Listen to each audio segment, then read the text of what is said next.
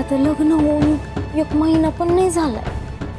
आता पुढे जाऊन काय काय होणार आहे ना ते होत चाल.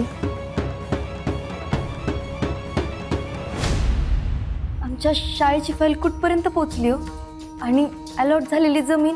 तुमच्या विठू मंदिरापासून जवळच अर्धा एकरचा प्लॉट मिळालाय. आता बिल्डिंग करता लागणारा फंड लोक सहभागातून निर्माण करावा लागेल. आम्ही जीवाचं रान करू सर, पण फंड जमा करू.